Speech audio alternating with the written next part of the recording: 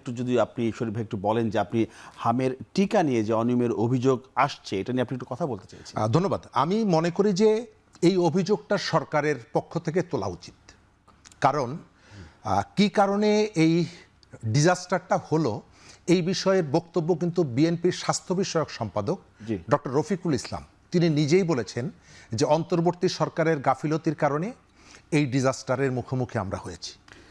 Doctor ইউনূসের নিয়ে আমরা অনেক কথা বলি। আমি যতটুকু দেখি তিনি একজন আদর্শ নানা, তিনি একজন আদর্শ দাদা এবং তিনি একজন আদর্শ বেয়াই। কারণ গাল গল্প মারার যে আমাদের নানারা যে গাল গল্পগুলো মারে, ইউনূস সাহেবের থেকে ভালো গাল গল্প কেউ মারতে পারে না।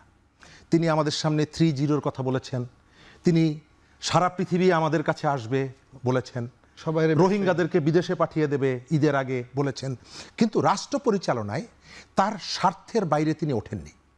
তার মতো একজন মানুষের কাছে এটি আমরা চাইনি। জুলাই অভ্যুত্থানে 136 জন শিশু হত্যাকাণ্ডের শিকার হয়েছে।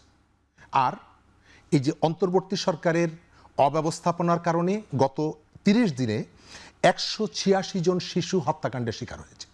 সুতরাং জুলাই হত্যাকাণ্ডের 136 জন শিশুর হত্যাকাণ্ডের জন্য যদি বড় বড় প্রভাবশালী মন্ত্রী এমপিদেরকে আমরা বিচারের মুখোমুখি দাঁড় করাই, তাহলে এই ডিজাস্টারের জন্য যারা দায়ী তাদেরকে অবশ্যই বিচারের মুখোমুখি দাঁড় করাতে হবে এবং এই দায়িত্বটা সরকারের। ব্যক্তিগত উদ্যোগে দুদকে এগুলো আমি চাইনি।